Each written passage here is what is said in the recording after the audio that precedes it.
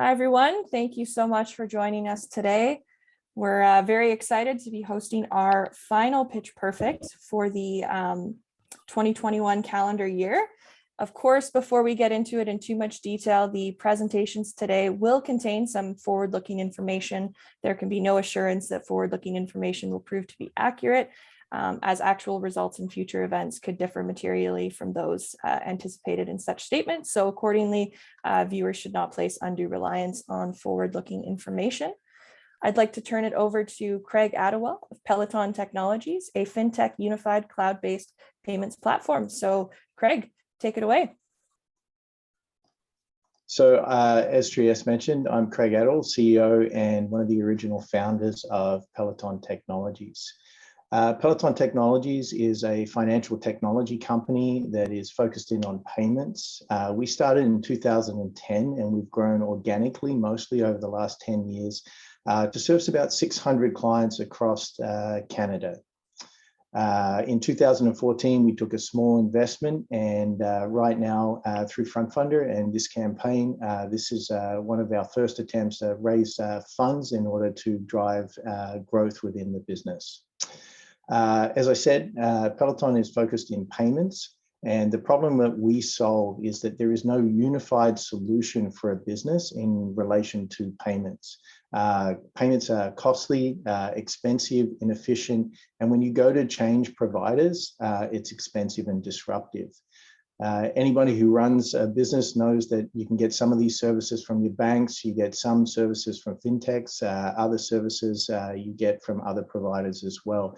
When you grab all of this information or you use multiple providers in this way, that information is very difficult to bring back together, and you end up hiring people in order to solve that problem, bring all these information into one source so that you can then reconcile and push it into your accounting systems.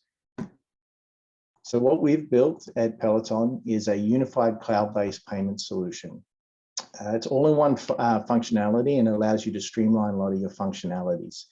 You can bring your providers with you, or Peloton can provide services for you as well, so that finally you can get all of your information in one place, one portal to log into to see all of your financial transactions across your entire organization.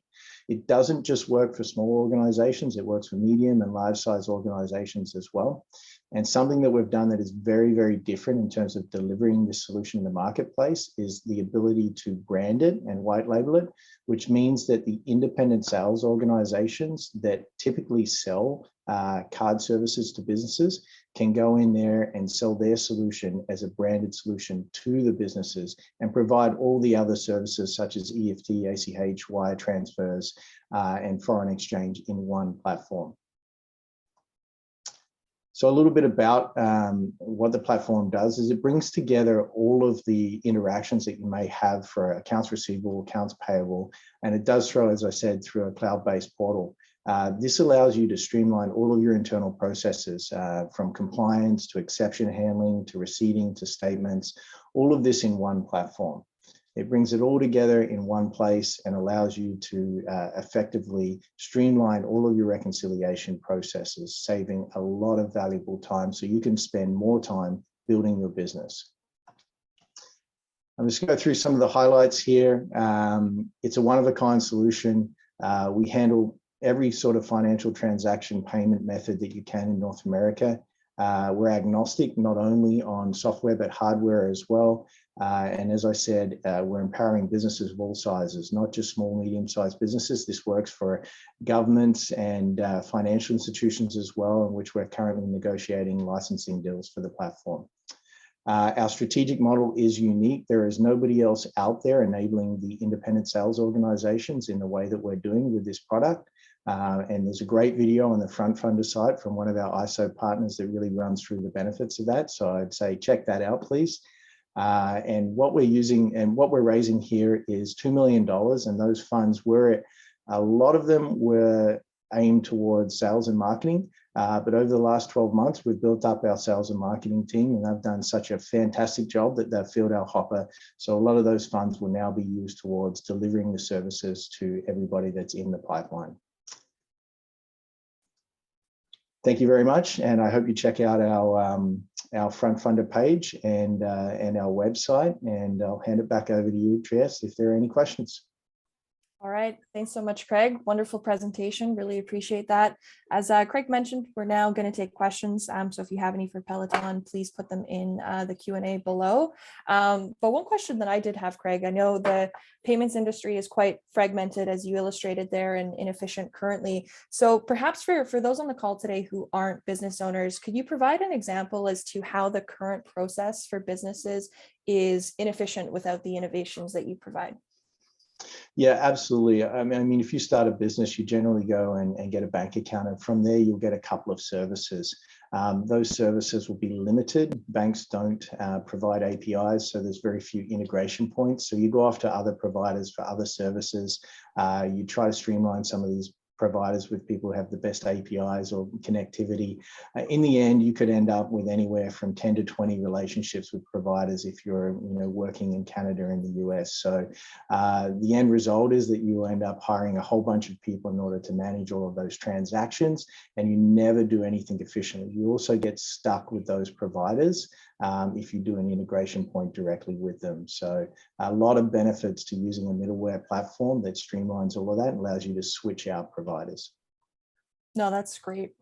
Wonderful example. Thanks so much for that.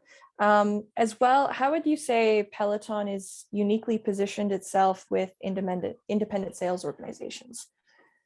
Independent sales organizations are the organizations that come in and typically sell card services to businesses. And they do so by having their brand, but ultimately they're selling a relationship with a merchant acquirer. So one of the biggest problems that's faced by an independent sales organization, or an ISO for short, is that they never get to really own the client relationship. So by white labeling our platform, they can own that client relationship. The reporting and accounting information comes from our system under their brand. And they also get to now sell EFT, ACH, wire, foreign exchange, all under that one platform. So additional revenue streams for them. And ultimately the client benefits because now they've got one local representative who has sold them all of these services, and it's a win-win-win all around. Great. No, I appreciate that. And we've had a few questions come through the Q&A as well. So I do want to have a chance to run through some of those. One of which is, will you support crypto payments? Has the business, I guess, looked into the crypto space at all as of yet? Great question. Yes, we're currently in discussions to bring in a whole range of wallets in order to allow people to transition between fiat and cryptocurrencies. Also take cryptocurrencies at the payment terminals that we're releasing this month, actually, for a strategic client. So it's coming. It'll be in 2022. I'm not sure if it'll be released in Q1, but it'll be there at some point. That's great. Very exciting for sure. We've had two questions actually come through about competitors. So are you able to speak to who are some competitors in the space? Yeah, in terms of people who provide platforms that are a SaaS model that can be sort of utilized and tweaked to do some sort of payment facilitator models, you're looking at NMI and FluidPay are a couple that come to mind. In terms of the licensing, there are some other licensable products that do payment acquisition that are from Saudi Arabia and a couple of other countries around the world that are comparative.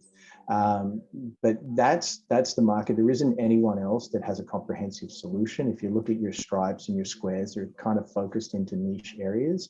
And so really we are a unique platform in that regard.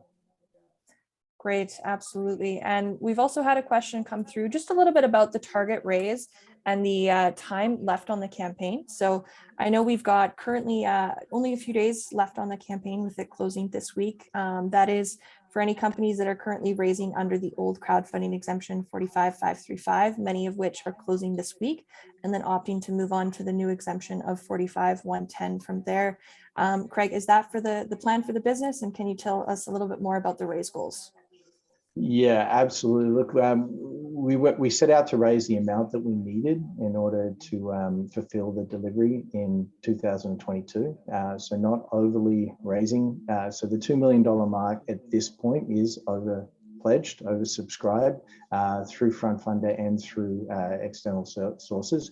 We're currently considering taking on more and raising that target. And so please still make those pledges, go in there and do so. But yeah, we're in a fortunate position where we're debating whether we come back in January and keep the campaign open and allow for some other retail investors to come in, or we close this down on December 10th. So we're still weighing that up. Yes. That's great. Very fortunate to be in that situation for sure. And great to hear that you've, of course, met your funding goals. The last question I do want to pose for today, you've spoken a little bit to use of funds already, is more so just for those on the call today, why should they invest in Peloton Technologies? You should invest in Peloton Technologies because we're actually making an impactful change to the payments industry, and one that is very much overdue. And if you're a business owner or you've ever walked into a business as a customer, we're going to make that experience much better all around for everyone involved. Wonderful. Thanks so much, Craig. Really appreciate your time today. Great presentation. And for those of you whose questions we weren't able to get to today, I do encourage you to go visit their page, frontfundr.com/Peloton Technologies. They are still raising for a few days, so you do have time to get your investments in and ask Craig some further questions if you have some more as well. So now I would like to turn things over to Tidal League and its CEO, Kurt Benson. Tidal League is uniting athletes and fans through storytelling on their podcast. So Kurt, please take it away. Hello. Just quick for everyone, I'm a little bit under the weather today, so might be taking a few deep breaths as we go along, but excited to tell you about my amazing startup, Tidal League. Tidal League is Canada's most exciting sports and entertainment podcast network. Today, we have 11 shows offering diverse, original, relevant content with some of sports' most influential creators and brands. We're at the center of the transformation to digital media, a $125 billion market in North America alone. Tidal League has hosted some of North America's top athletes, from Jason Tatum to Kyle Kuzma. We have unparalleled access to these stars through the relationships that we've built with top talent agencies and families.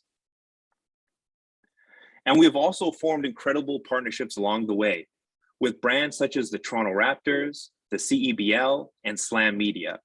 We create original content in sectors such as fashion, lifestyle, culture, and diversity. When you look at our partnership with Slam, we created a show called Survival of the Fitted. It really focuses in on the collision of sports and fashion. When we look at Gen Z and the next generation of consumers, they may not necessarily be watching the game, but they're following the stars and celebrities behind the game. They're following what these individuals are wearing. They're influential, and a lot of the next generation of consumers are following not the game, but the icon, the athlete themselves. So we're creating content around all of the different aspects in the game, whether it be fashion, diversity, culture, lifestyle, creators, all the way through to what individuals are even tattooing on their bodies. The digital media market is expanding, and content is driving this expansion. Early entrants like Tidal League are trailblazing the way. Every single day, more consumers are moving to digital media, whether it's TikTok, YouTube, or podcasts. We're seeing a century-old cycle repeat itself. All you got to do is take a walk and you'll notice people are constantly plugged in. They're constantly consuming content, and we are providing that content for that next generation of users. Advertisers are following these listeners online, and we generate revenue from digital ads. Podcast advertising alone is forecasted to grow 20% per year for the next 5 years. More of the population listens to podcasts than have Netflix accounts. The podcast business model is simple. Distribution is the placement, links, likes, and shares of our podcasts. Greater distribution means more brand recognition, followers, and listeners. The more listeners we have, the more ad revenue we'll generate. Thank you. All right, Kurt, thanks so much for the presentation there. Really interested to learn more about podcasting in general as a business model. That's not something we see typically in terms of campaigns that we have on the platform. So it's very unique what you guys are doing. One thing that I'd like to know a little bit more about is you obviously have, over 11 great shows now. You've worked with all these big names in North American sports. So how did, I guess, the idea and the opportunity for Tidal League and these podcasts come about? And how did you make these connections and relationships with these prominent athletes? Thanks, Trieste. So it was pretty simple. When I looked at what was happening in Canada, we have two big networks. We have Bell and Rogers. And more and more young people are not necessarily going home and watching television, they're consuming content on the go. So it's really mobile media. And where I saw the opportunity was this transformation to mobile and digital media. And I knew that if we could create a network that had valuable, original, relevant content, would have an audience. And with an audience, would have a business. So how we got started, early on, we worked with the Toronto Raptors to execute their Jurassic Park watch party during the 2019 NBA Finals. And we hosted the official Jurassic Park of the East. And obviously the Toronto Raptors went on to win the championship, and we were part of that, which was very exciting. But coming out of that event, that's where we really moved into the media space. And we launched our first show, Courtside Moms.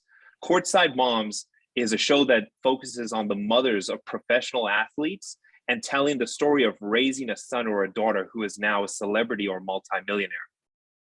2 years later, that show has now had over 90 episodes. We've built a sisterhood across mothers in the NBA and WNBA, and every single relationship with a mother opened us up not only to the family and the athlete itself, but we now had relationships with everyone within this ecosystem.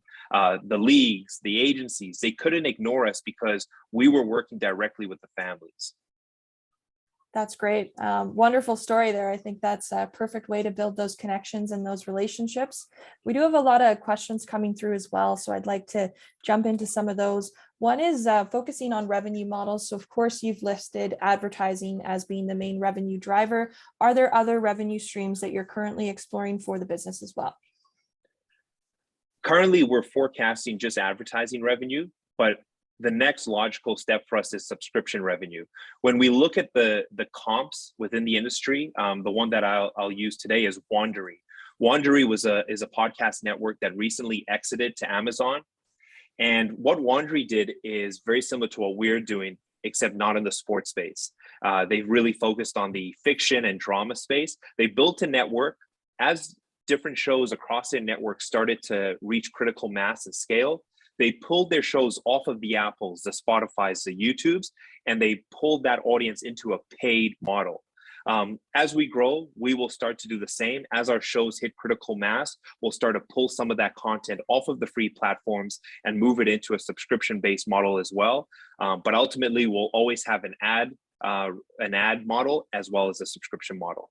That's great. Thanks so much for providing that detail. I'd like to now kind of combine two questions that we've received through the Q&A into one. So one is just a little focused on, do you find that podcasting in general is getting a little saturated now as so many people are entering the market? And the next is really touching on whether you plan to expand beyond podcasts in the future. So maybe you can touch on those items. Great question. I love this because when I look at our business, we are a modern day network. Like think about Bell and Rogers, like they're networks. They offer television. People watch TV. People used to listen to radio. People are now consuming content, and our content, yes, today is a podcast, but someone may not want to listen to 30 minutes or 45 minutes. So our content doesn't just live in podcasts. It lives on TikTok. It lives on Snapchat. It lives on Instagram. It gets cut up and through the influence that we have with athletes and brands, it lives everywhere. So we're able not just to sell revenue on our podcast, but we're able to sell digital revenue across all mediums. And since we're on that question, I will share this just because it's a great example. One of our brands is Slam Media. This is one of our podcasts, No Pump Fakes. You can see here that it had 81,000 likes on Instagram. Over 15,000 people shared it to their stories. Close to 3,000 people saved it, and it reached close to 1 million people.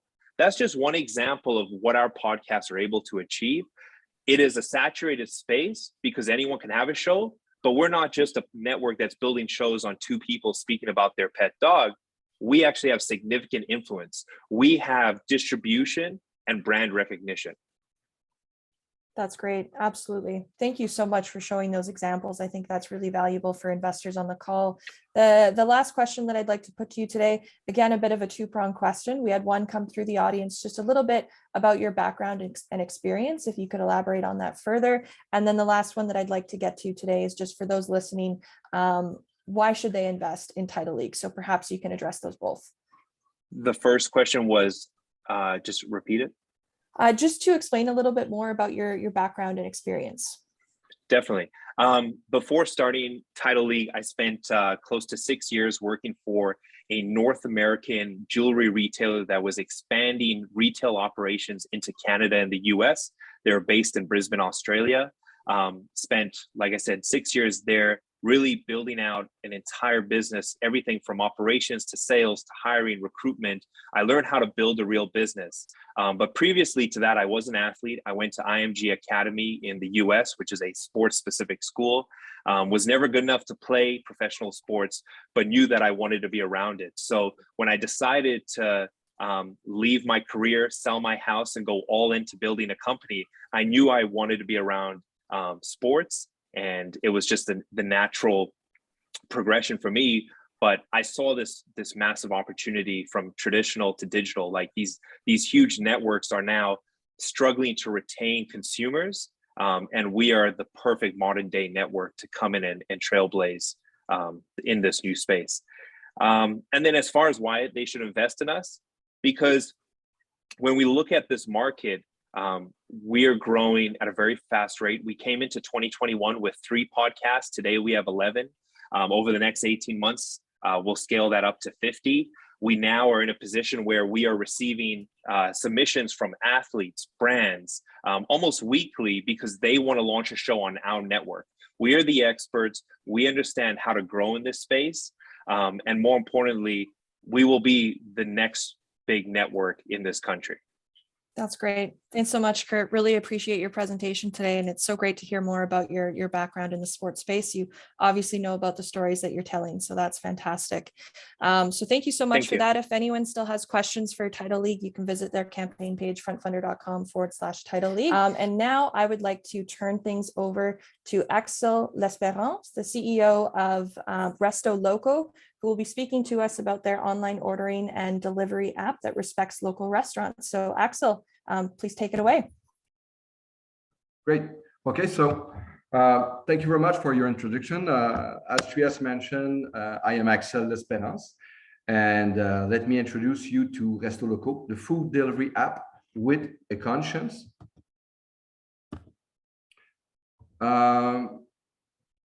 Nowadays, most of us, we prefer to order food through an app instead of the phone. We want the ease of scrolling menus, compare price, and order from our fingertips without speaking to anyone. Popular delivery platform like Uber Eats or DoorDash understands that, and we uses them more and more. But these changes in habit have great consequences for the restaurant industry. The need for such technology makes restaurant owners depend on popular platforms. They are increasingly relying on them to make online sales and ensure delivery service. So restaurant business is built on loyalty, and restaurants have lost touch with their customers. The popular delivery platforms do not share customers' contact information. Restaurants no longer have control over their business relationship with their customers. On top of that, the fees are also too high. The delivery platform charges up to 30% in commission fee on top of the delivery fee that customer pays. And it also doesn't benefit the local economy. So success of restaurants enriches the multinational that do not participate in the local economy. It means that up to 30% of the restaurant industry revenues benefits external interest. And restaurants have always been proximity businesses that work with and for the local people, the local economy. So this is why we have developed a sustainable solution that cooperates with local taxi companies to deploy a local delivery ecosystem while letting full control to restaurateurs. On the RestoLoco app, consumer can find a restaurant, scroll menus, and order online from the tips of their finger and get their food delivered by a local taxi. Restaurant owner can now offer an online ordering experience combined with an affordable delivery service and get more visibility through a popular ordering app. All this while maintaining the relationship with their customers and working with local actors. So here's about the RestoLoco ecosystem. It's a unique business model, and it's the key to a fast growth in the next few years. So many small delivery or taxi companies would love to get into the growing food delivery market, but there are huge technology and marketing challenges to compete with the already established delivery giants. So we are launching a franchise partner program where small delivery companies from everywhere can easily start their own delivery platform using RestoLoco's marketing, brand, and technology. We will provide them with the technology, a route optimization dispatch system, a popular user app with our trusted brand, and everything they need to run a successful delivery platform. All this under the global RestoLoco brand. So they can, our partner, they can focus on deliveries. And this is how we plan to expand quickly in the next few months and years. So here's the main reason to invest. This is our first investment round. This is the opportunity to get in first. If you are sensible to the restaurant industry issues, there is your chance to invest in a platform that supports them and the local economy. Also, this is a huge market. The delivery platform market is about $130 billion and is growing very quickly. So we propose a unique business model that will make RestoLoco stand out and capture a lot of the market share.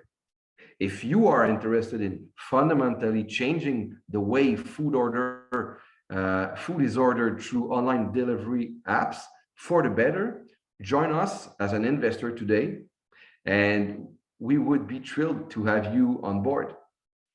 Thank you.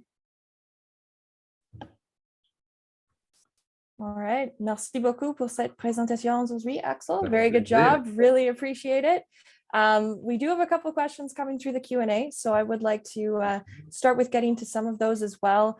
So of course, you've started in Quebec and potentially looking to expand there into Canada. So one of the questions that just come through is, is the product developed for Canadian companies specifically in mind, and how difficult would it be to make it compliant for US and other market overseas as well? So how do you kind of see the expansion opportunities for the company? Yeah, as I said, we develop kind of RestoLoco as a kind of SaaS, like a business in a box for business everywhere who wishes to develop their own delivery ordering platform. So it is built to fit to all business everywhere.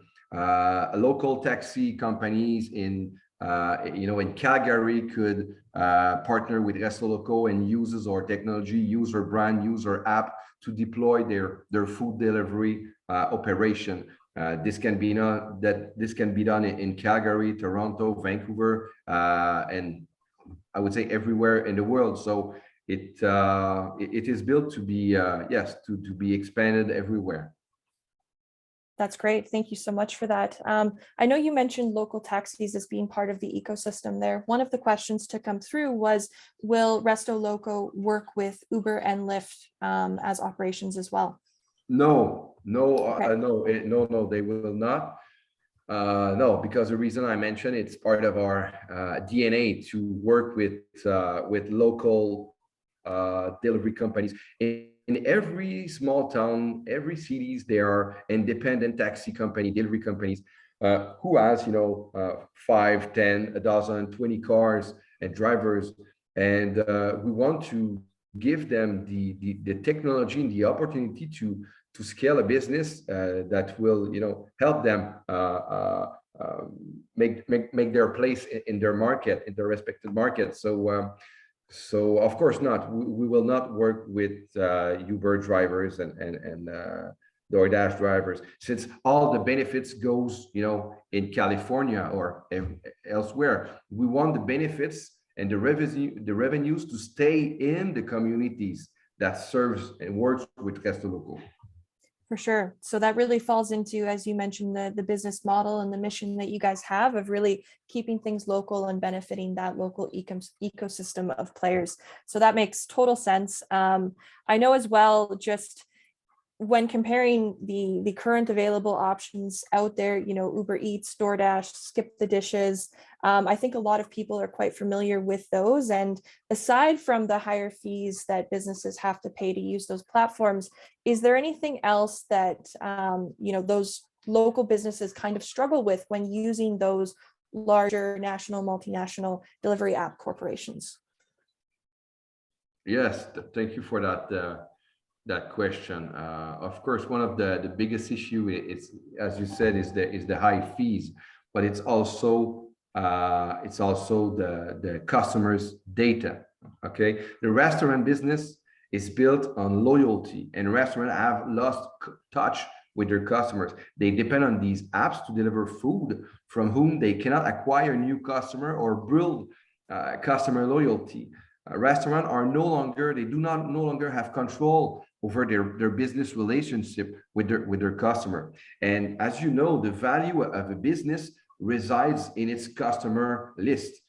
Data is gold, and now it is the third-party apps like Uber Eats and DoorDash that's building a customer database and uses this data. So they are pulling from our restaurant, these popular platform, they are pulling from our restaurant their most precious assets, which is customer data.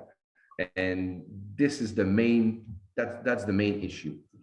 Thank you for that. No, that's a great response there. A couple more questions that have just come through, so I want to pose those to you quickly. Of course, you're currently operating out of the Quebec area, so maybe you could shed some light on some regions within Quebec that you're currently operating. And also a question was how many partners you have signed up within your service in Quebec. Okay, great, thanks. Yes, since the last 15 months, we've growth in Quebec. We've launched in Montreal, greater Montreal area, Quebec, the capital city, Saguenay, which is one of the top 5 cities in Quebec. So far we've signed up more than 100 restaurants on the platform. We have served up to 40,000 consumers. Sells more than $2 million in food orders. And yeah, what was the question again? Does it answer the I think there was another. You answered the question, absolutely. Just where you're currently operating within Quebec and how many partners you have. So I think partners. you did a great job answering that. Sure, perfect. And we're building every day. We work on building new partnerships with delivery partner, taxi company. We do have at this time like 3 to 4 independent delivery or taxi companies who work with us, delivering our food orders throughout the provinces. And right now we are looking for new partners in Toronto. Toronto market will be our first move outside of Montreal. So I'll have to practice my English more and more in the next few months. No, that's great. The final question I'd like to put to you today, Axel, just quickly here is, for those tuning in today, why should they invest in RestoLoco? Okay, so that's a great question. Well, look, our business model has shown a real interest from restaurant owners and consumers since we launched. As I said, we signed up more than 100 restaurants, 4,000 customers, and we made revenues. The actual delivery platform are all user focused without any regards to restaurant needs. But the long-term success of a delivery platform rely on the restaurants who are your partners. They are the ones who bring tractions to the delivery platform. They are the ones who puts your stickers on their front porch and who will tell their customers to get delivered by you. So we are the restaurant's preferred partner by far. The delivery platform market is booming, and we have shown that there is a real interest for a restaurant-focused food ordering platform. I think it's the perfect time to invest in RestoLoco, since it is only the beginning, and you want to be there first. Wonderful. Thank you so much, Axel. For anyone who still has questions about RestoLoco, you can visit their campaign page, frontfundr.com/RestoLoco. And now we're going to move things over to Maven Capital and Rex McNally to learn a little bit more about their strategic investment fund that invests in high growth technology companies. So Rex, I would like to turn things over to you to share a little bit more about Maven Capital. Thanks. Awesome. Hey, before I get started, I take a quick second to briefly talk about what we do and how we do it. We're just a little bit different than every other offering that's on the FrontFundr platform. Maven Tech Opportunity Fund provides investors with the infrastructure, the connections, expertise required to be able to access, evaluate, and then invest in promising tech companies through a fund structure. Now, simplified, what that means is that you as an investor participate in a diversified portfolio of companies, allowing you and every investor exposure to all existing companies and all future companies. So it's just a little bit different. I wish I had more time to unpack, but we really don't. I think it's safe to say that the argument around technology being the leading asset class in the world can be put to bed. If nothing else, the last 2 years has proven our resilience and the reliance on technology. Now, if you're in venture capital and in the technology world, that's a pretty exciting place if you're on the inside. Let me take you jump back in time here. Looking at the three companies you see on the screen here, they have one massive similarity other than being technology companies. These three companies all went public long before they had billion-dollar valuations. So if you're an investor, you're lucky enough to buy stocks, number one, good on you. And number two, the amount of the upside potential you would have made on this is massive. Now just take a quick little guess. I know you can't interact, but double, triple, maybe 100 times. It's much higher, guys, 500 times. And that's what the market was meant to do and what the market's supposed to do. Now, times have changed drastically. That's not what this environment does. The landscape is completely different. Technology companies, they stay private for much, much longer. And that opportunity, that upside potential that the everyday investor would get through a public market has been eaten away. And that's gone now. And in our opinion, the general public just doesn't have a chance to invest in some of these early stage companies. And the companies that are really in the forefront of what's happening. You look at a company like LinkedIn. Everybody understands and knows what LinkedIn, but I'm pretty positive almost every Canadian investor didn't get that $26 billion invitation to be involved in that. Looking at another side of that spectrum, and Vancouver, and its latest nickname is by far, in my opinion, the best handle in the tech space at all. It's Unicorn Country. Now, what a phenomenal name. Now, BC's produced 9 new technology companies in the last 9 months. And by definition, a unicorn is $1 billion valuation. We created this slide just with you guys last week. This is out of date already. There was another unicorn announced in Victoria over the weekend. So the underlying problem remains the same. Everyday investors just aren't getting the invite to participate in that. And it's just not right. Every investor should have the opportunity to hit early stage, highly sought after private technology companies. But again, unless you know a founder, unless you are a startup, or you can write a 6, 7, 8 digit check, you're just not going to get an invite to that party. Not to mention time, energy, resources, industry expertise to analyze and vet investment worthy opportunities. It really begs the question, where does that lead you? In our opinion, that's Maven Capital. Our mission is to put great companies in front of everyday investors, give them access, do the due diligence for them, do the legal for them, do that reporting, sit on those boards, lead those rounds, negotiate the terms, manage the investment, the exact same way a VC firm on behalf of the investor. And that's what we've done. Since our conception, we've been trying to bring this opportunity to the general Canadian public. But it's only till recently, and the exciting news is that this beautiful marriage come along. Maven Capital Partners and crowdfunding. And I guess more to the point, FrontFundr here. We can now really create an opportunity where everyday investors can get into some of these companies. You're looking at an example here of one of our investments, and I wish we could dive more into it, but we just don't have the time.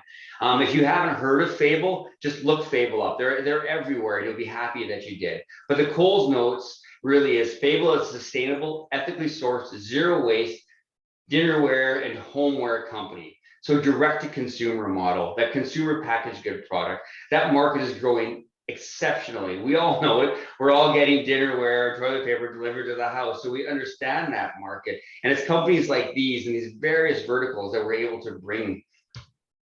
And along this way, we've seen opportunities for us to be able to grow our business and really connect with those people in the marketplace that couldn't do it.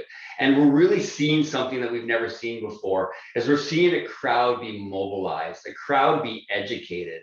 And if you're looking back at that traditional venture firm, the strength of that firm is really the 3 or 4 founders. And in my opinion, there's no 3 or 4 people on the planet that can compete with an educated, motivated, and driven crowd of 30,000+ people. So it's more than just sourcing and vetting. It's about creating that community and helping these companies that we're working with meet their growth expectations and really move and change and evolve how Canadians are investing in technology and doing it on a level that's really never been done, at least from our world, that is. That's all I got for you guys. Hopefully I left Lane a little bit of time.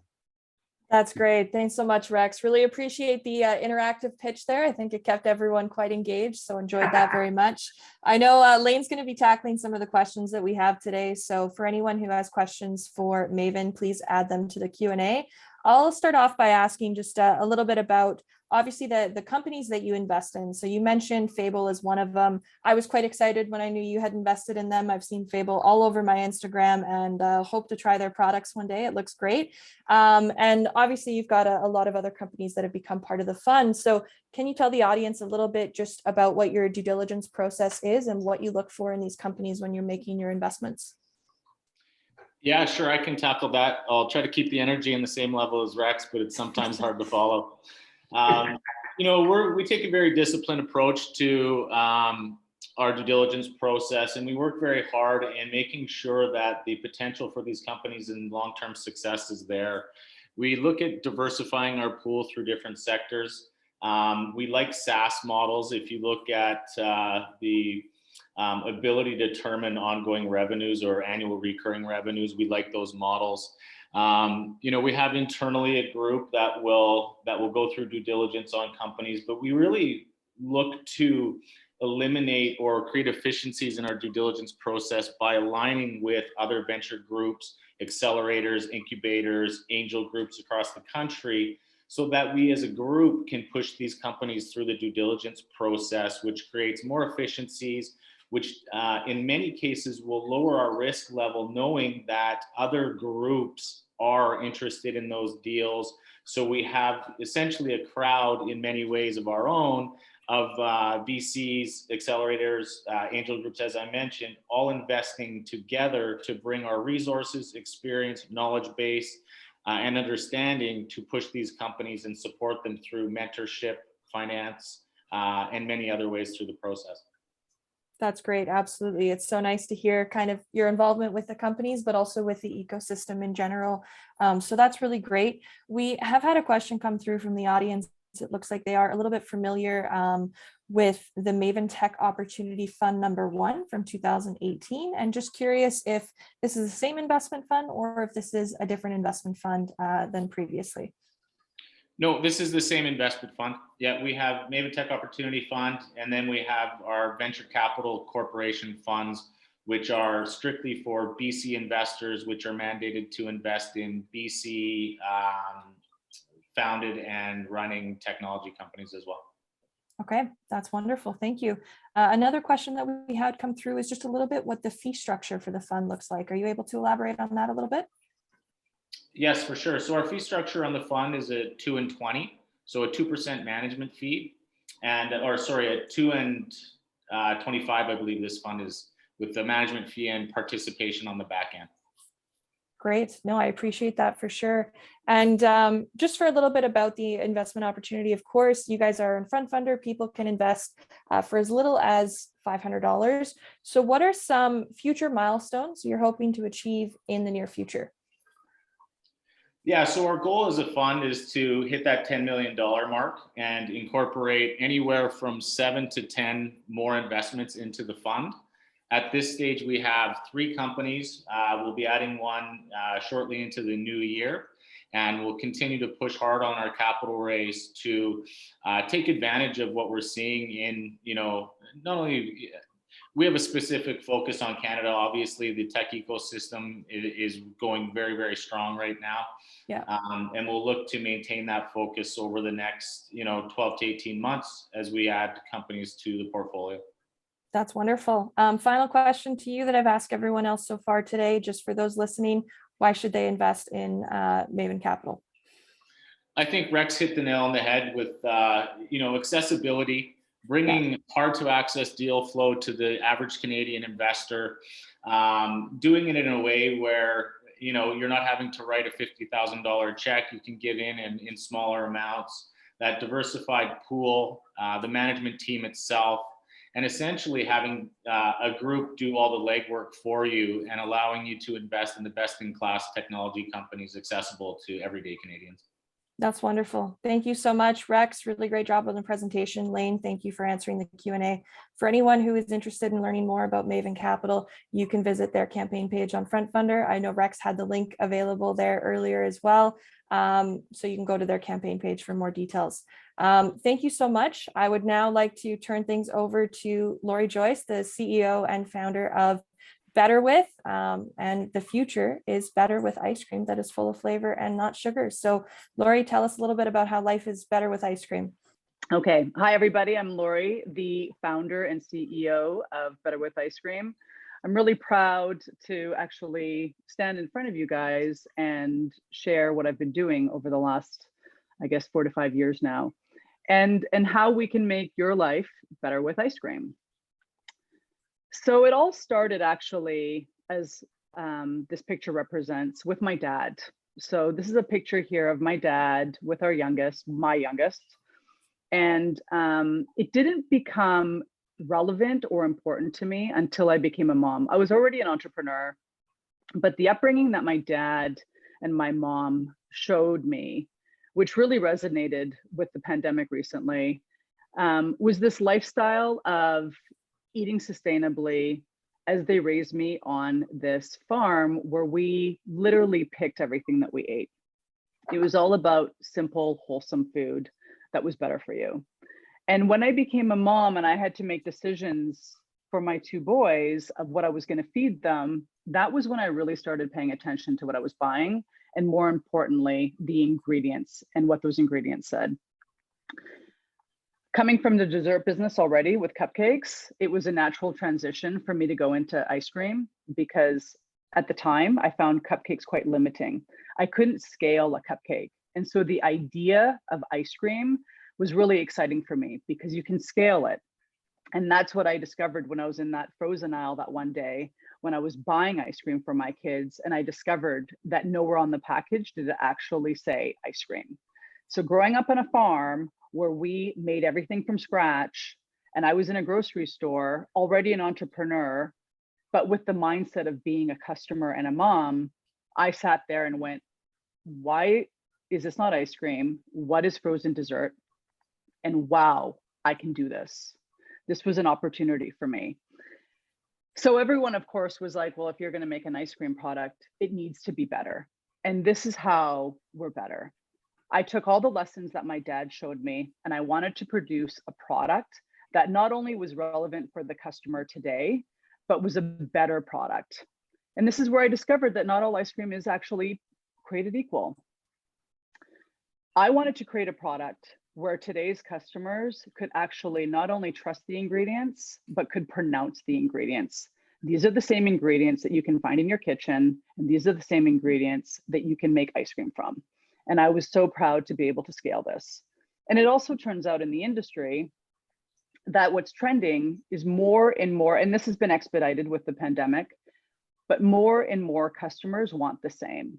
More and more customers are paying attention to what they're feeding their families and themselves, what that product is made of, where it's coming from. And we see this in the news today with the awareness of supply issues, but how we can also hold accountability. So you can make a better product for the food business. And that's what I set out to do, but it doesn't really exist yet. So there are still big companies that are dominating the space, but more and more less customers are trusting those companies. They want accountability, they want food security, and they want to be able to comprehend why it's a better product. And this is how I think we did better. And it was simple. We used simple ingredients, the same way that I was raised. And this is what our label, how it stands out. So when I came into the ice cream business, not being in CPG, immediately I went to who I felt was the biggest and strongest competitor, and that was Haagen-Dazs. So I felt I needed to do something better than that. And I feel that we did that. So Betterwith and Haagen-Dazs are the only two ice cream brands in the country that are made with no gums, no fillers, and our preservative is cane sugar. Haagen-Dazs is white sugar. But aside from that, and matching that indulgent and that creaminess that you experience and which has become the standard that Haagen-Dazs created, not only did we match that and I think feed it, we've been able to do that with less sugar. And as a mom, that was also important to me. So I created a indulgent premium ice cream that is on trend with up to 15 to 50% less sugar than the leading competitor, which is Haagen-Dazs. So truthfully, full of flavor and not sugar. And this chart really represents how we stand out in the marketplace. Now, if you haven't been convinced as to how your life really is better with ice cream, the thing that's exciting about being in this space is that most people have a relationship with ice cream. Here are 5 other reasons. And this has actually brought us to why we're on FrontFundr today. It's never been a better time to invest in ice cream. Not only did the ice cream category surge during the pandemic, premium ice cream is on trend. And that's because we're aging and more people that are older actually prefer real stuff. They don't care about the calories. And you'll find out when you read our ingredient label that because we have less sugar, we have less calories, but they want something in a dessert that is going to taste amazing. And they're not going to be counting the calories on that. So because we're now ready to scale, and because I finally have a team that I've grown during a pandemic and we have a better product, I'm really excited to be on FrontFundr to be able to grow and make this better company bigger. For those of you that haven't tried Betterwith, we're available right now in Western Canada. In this last year during the pandemic, our real focus was in the BC market. So we launched originally in Whole Foods, but we're in grocery stores like Thrifty Foods, Fairways, Choices, Sobeys, many others. And you can find that information on our website. But if you have any questions, please ask me here or feel free to email me. And I hope you enjoyed the presentation. Thank you. Wonderful. Thanks so much, Lori. I was actually one of the first questions to come through with the chat was just where the product was available to try. So I'm so happy that you showed that graphic and gave everyone the next steps. I can't think of a better investment due diligence process than eating ice cream. So that is absolutely wonderful. We do have a couple other questions that have come through as well. And just one in particular is a little bit about the investment opportunity. Of course, you're raising under a SAFE currently with a $250 minimum investment. So maybe you can speak to why a SAFE was the right decision for the business at this time. Absolutely. So as I mentioned earlier, I did not start my entrepreneurial career in the CPG space. I started in brick and mortar with cupcakes. So I'm going to be totally honest, which is part of the values of Betterwith. I really underestimated the capital required. And not only that, but the marketing dollars required to generate awareness in the frozen aisle. It takes a lot. But the challenge that I was also up against is dilution. So even though I've had a lot of VCs or angels very interested in investing in Betterwith, for the company and the size that we are right now, the dilution was going to be way too high. And I actually feel, as a founder who is very determined and passionate to grow this, I think I add tremendous value to the company and can lead that team. I felt that that was disincentivizing me way too early on. And FrontFundr actually, especially with the changes which make this timing perfect, is an opportunity that is actually affordable capital, but it allows me to grow this company a little bit bigger. And then we can do it again, thanks to the new rule exemption, and then be in a place where we can actually properly do a seed round, bring in angels, take this to a bigger level where that the equity that's guaranteed in the safe will actually translate. That's great. And we are running short on time, but I do have a couple other questions from the audience that I'd like to get through today. One is, how do you compare price-wise to Häagen-Dazs? And the other is, what are your expansion plans, Canada, US, elsewhere? In order to enter the frozen space as a brand that had zero awareness next to something like Häagen-Dazs, we're actually priced exactly the same. And I moved back home to be able to do that. And I felt in this category, I didn't want price point to be a differentiator that would prevent people from purchasing the product. So in this marketplace, it's $7.99. There are some places where it's higher because you don't have control with the retailer, but our MSRP is $7.99. This campaign is for us to really strengthen in our own backyard of Western Canada, and then grow across the country. And we're ready for that. We are currently working with a national co-packer that's actually based in Ontario. So we already are set and ready to grow. We just need the capital to do that. That's amazing. Perfect. And one of the questions that come through as well is just, is the product gluten-free, which I know on the campaign page itself, it's listed that, you know, it's gluten-free, it's made with no gums, no fillers. So anything that you want to touch on there just with the ingredients, Lori? I am so excited to tell you that it is. I have proof of that, but we have not updated our packaging until the next round because it's an expense. But yes, as of October of this year, we got certification on all 6 of our current flavors, which is awesome news. And our chocolate is fair trade, so you will also see that as well on there. So it's all better stuff. Wonderful. And final question to you today is just for those listening, why should they invest in Betterwith ice cream? Well, if I haven't convinced you already, then like, seriously, try it and then you'll know. But in all seriousness, this is the product for today. It's not only on trend with what the consumer is looking for, we're building a better company around a product that is going to show accountability, which I think is going to be the future when it comes to why things are happening and why we're experiencing what we're experiencing with food security. As I mentioned earlier, everything that I learned from my dad has become so relevant today. And it's that understanding and that direct connection to the farm community is what I want to and why I want to grow this company and make it relevant. That's amazing. Make Thanks it so more much. than just about ice cream, ultimately. For sure. Wonderful presentation, Lori. For anyone who's interested in investing and can get some Betterwith ice cream to try in advance, I think that's a great idea. Can't think of a better weekend activity. So thank you so much. Just to wrap up today, for anyone who is new to our presentation and our monthly Pitch Perfect event, just a little bit, of course, about FrontFundr and what we do. We're Canada's leading online investment crowdfunding platform.